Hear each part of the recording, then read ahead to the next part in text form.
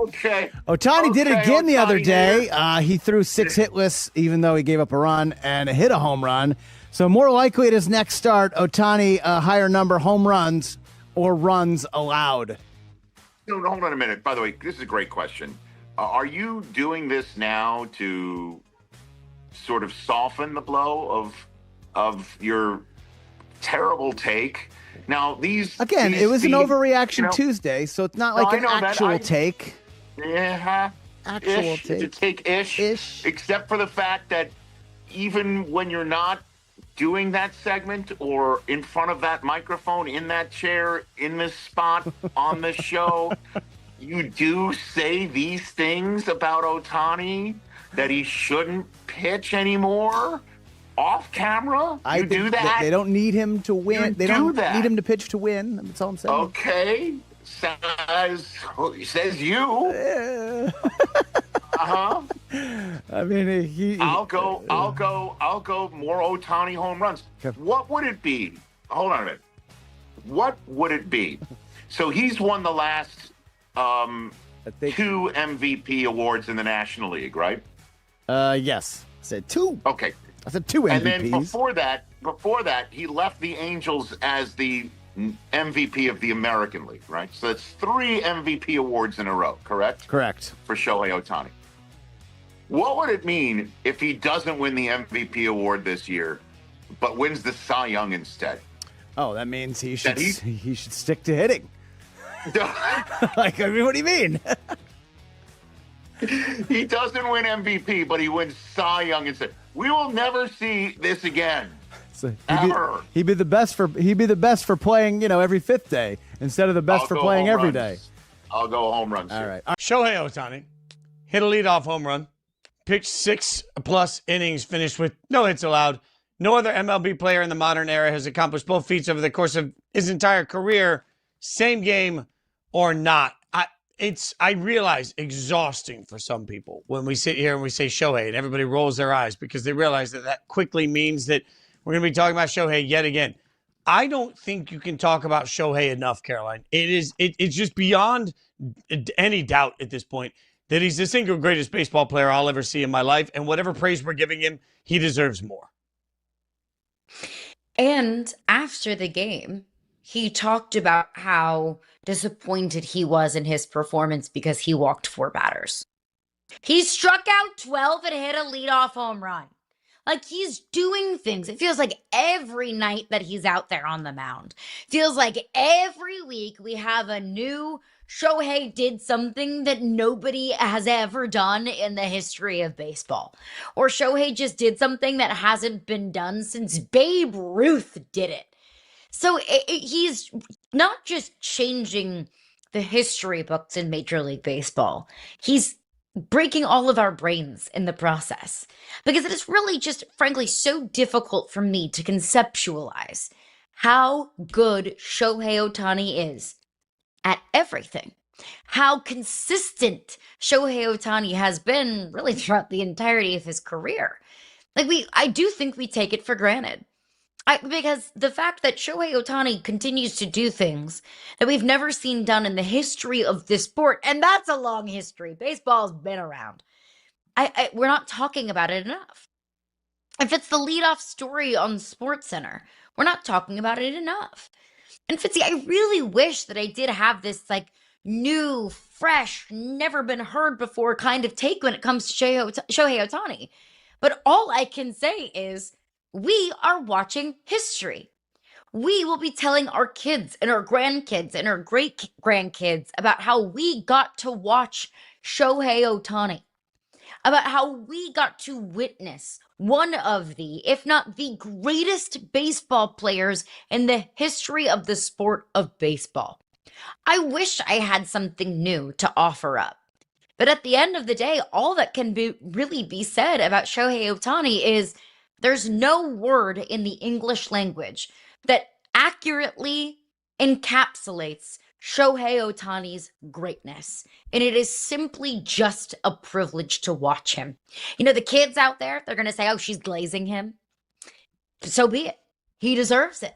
Shohei Ohtani has very much so deserved every amount of praise that has been heaped upon him.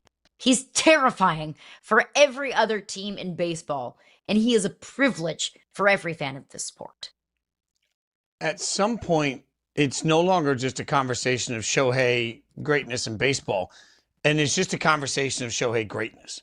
Because if you want to talk about who's the greatest quarterback of all time, we can talk about Tom Brady. I think many people would say Tom Brady. But there's also a whole generation that would say, well, Joe Montana never lost a Super Bowl. Then there's a whole generation older than that that's going to talk about other quarterbacks most of us don't remember, right? Like, and now there's a new generation that's already saying, well, could Mahomes be the next Brady? Whenever we talk about the greatest quarterbacks of all time, there are multiple quarterbacks in the same bucket to at least pick out, have a debate about, have a conversation about. When you talk about the greatest NBA players of all time, LeBron versus MJ is a debate for a reason. All we have to do is say LeBron versus MJ and everybody loses their mind, because there's a whole group of people that will never feel the same about LeBron that they do about Michael Jordan, and vice versa. And then there's the accomplishments. You simply look at there's a whole group of people that want to look at every championship LeBron has lost as some sort of an indictment against his greatness, whatever. You can find other players to put into the same bucket of the greatest of all time conversations. I don't think you can find anybody that even belongs in the same bucket as what Shohei's doing, because he's doing it at two different positions at the same time, because he's generational at two different things at the same time, because he's the best we're going to see at two different things at the same time. I don't think this is any longer just a conversation about, is Shohei the best baseball player? I think this is now a question of, is Shohei the most dominant athlete in his sport that we will ever see? And when it comes to, even if it's just not individual dominance, it's just the fact that what we're seeing is so great at so many different things at so many different times on a team that is now so accomplished, winning championships. Shohei's going to win every individual accolade there is. He's going to win every team accolade you could possibly win. He's going to be that guy in every possible way. And what I don't want to do is normalize that greatness down to a conversation just of where does Shohei rank in the Mount Rushmore of baseball players, because it ain't about that anymore. It's where does Shohei rank in the Mount Rushmore of athletes we've ever seen. And I think it's clear that Shohei is on that mountain. Shohei's sculpture can be done. You can debate everybody else you want to debate. I don't know how the hell you debate. If you're debating individual greatness, individual dominance, individual records, if you're debating memories that will last generations, if you're debating the conversation piece we'll have for generations, all of those debates, Shohei's at the top. No matter how much we talk about Shohei, we are underselling how much, to me, Shohei Ohtani means to baseball, but also how much Shohei means to pop culture, how much Shohei means to culture around the world, and how much Shohei just means to athletic greatness right now. I don't think anybody living or dead has ever done what Shohei is doing to baseball right now. Which is why, or one of the reasons why, I kind of roll my eyes at the MLB salary cap, salary floor conversation. Because a big reason why the salary cap conversation has even started is not only just owners that don't want to spend a bunch of money, but it's because the Los Angeles Dodgers have the ability to spend more than anybody else in the league, and they have now become the big bad Dodgers because of it. You know, you win back-to-back championships, and all of a sudden everyone wants the rules changed. And look, the Dodgers have paid everyone more than anyone else can pay, right? We just saw them win a championship and they were like, we just want to pay Kyle Tucker just for funsies.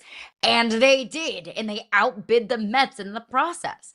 So I understand that the spending and the money is a big part of this. But also, I roll my eyes because how much of it is the money and how much of it is the Dodgers have Shohei and you don't. And I understand that the clapback to that could be, well, I mean, the Angels had Shohei and they, didn't even make the postseason.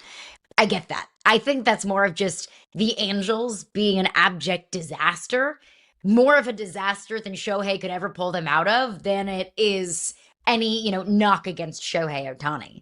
Because if we want to talk about how Shohei is one of the greatest baseball players in the history of the sport, is the most valuable player in Major League Baseball, consistently breaks records and rewrites history books, Well, then I think we have to keep that into consideration when we talk about the Dodgers and about what the Dodgers have now been for baseball over the last couple of years.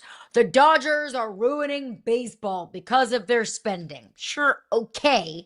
But also, the Dodgers have the best player on the planet. And there's no amount of salary cap or salary floor that's going to change that. And speaking of salary cap, salary floor, we do have the updates as we will continue to get over the course of the next several months about the collective bargaining agreement process. We now have the proposal that has come back from Major League Baseball to the Major League Baseball's Players Association as they continue to go back and forth. The MLBPA submitted its first CBA proposal to the league, focusing on salary increases. Reportedly, the salary cap proposal that has come back is one from Major League Baseball that includes the salary cap, something players are not at all interested about. Caroline, the more we talk about these salary cap proposals that are going back and forth, the more it's clear to me that there is no in between. There is no compromise. One side wants the salary cap. The other side wants nothing to do with it. There is no easy answer to that. I am sitting here wondering how close we are to a complete stoppage. This feels like a historic shutdown is around the corner because I don't find compromise. If the issue is salary cap, there's no in between. You either have it or you don't. So in my mind, if that is going to be the sticking point, I don't know how you solve that through negotiation. We have a list of 15 teams up on the screen. 15 teams that in this hypothetical salary floor would be below the salary floor. 9 of those teams are above 500. 9 of them. 9 of 15 teams are above 500 despite spending below the salary floor. And in some of these cases, significantly below. Almost half what the salary floor would be, including the Tampa Bay Rays, who have the 3rd best record in baseball behind only the Dodgers and the Braves. So I hear you on these teams need to spend. Like I look at the poor Miami Marlins, it's like a lot of these teams have just been terrible for so long, and it doesn't look like they have owners that are willing to spend their way out of it. And that stinks. And I hate that for those fans. But that sounds like more of an ownership issue and less of a Major League Baseball issue. My team, the Cardinals. I'm from St. Louis. The Cardinals were my first love. They have spent $80 million below what this proposed salary floor would be. And this is the most exciting year in Cardinals baseball since they made the postseason in 2022. So are we really willing to go into a lockout over this? Is Major League Baseball really willing to miss games, miss a postseason, miss a season because of this? Because I am seeing a lot of these teams overachieve despite lack of spending. So I think in the past, I was very open to the idea of a salary cap and a salary floor because I wanted competitiveness. And that's what a salary cap and or floor can bring. If everyone's spending around the same amount of money, then in theory, everyone is competitive because everyone's kind of beating up on each other. But I'm seeing a year in Major League Baseball that is so incredibly fun to watch. And I don't want to mess with it. And I certainly don't want to lock out because of it.